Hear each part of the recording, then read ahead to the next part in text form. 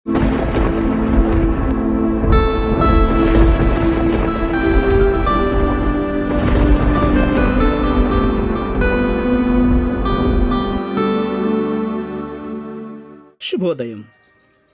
Global బెతేనియా Calvary ministry తరపున ఈ ఉదయకాల సమయంలో మరొక్కసారి మీ అందరితో కూడా కలుసుకుని దేవుని యొక్క పరిశుద్ధమైన మాటలు ధ్యానించుటకును దేవుడు నాకు ఇచ్చిన మధురమైనటువంటి అవకాశమును బట్టి దేవునికి ప్రత్యేకమైన వందనాలు తెలియజేసుకుంటూ ఉన్నాను.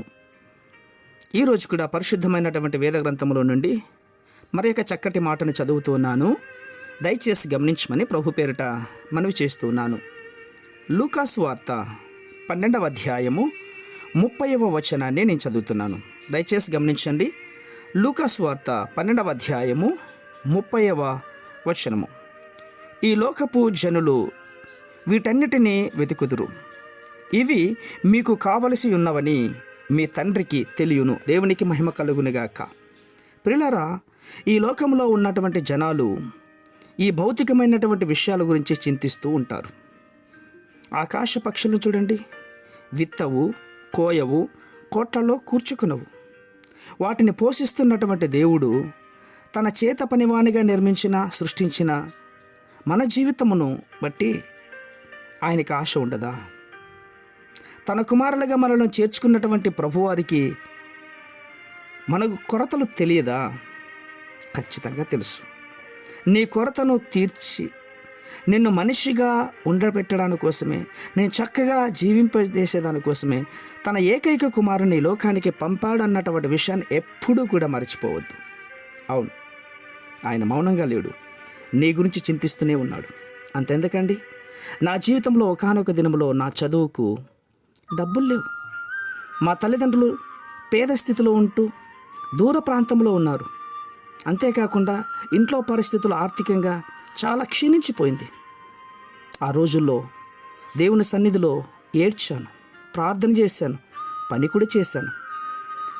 నా ఫీజులు, నా చదువులకు అవసరమైనటువంటి ఆర్థికమైన సహాయాన్ని దేవుడు చేశాడు.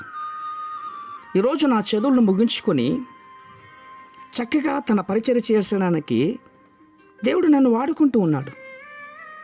నా పోషణకి ఇచ్చాడు. నా కుటుంబ విషయం గురించి, నా ఆర్థికమైన విషయం గురించి ఆయన ఆలోచించాడు. రేపు నాకేం కావాలో నాకంటే ముందుగానే దేవాది దేవుడు నా గురించి ఆలోచించి నాకు ఇప్పటికీ ఇస్తూ ఉన్నాడు. అవును, నాకు ఇచ్చి నన్ను పోషించి నన్ను నడిపిస్తున్నటువంటి దేవుడు నీకు ఇవ్వడా? అవును, విశ్వాసంతో కనిపెట్టండి, ప్రార్థన చేయండి. దేవుడు నీ విషయంలో కూడా ఆయన చింత కలిగి ఉన్నాడు.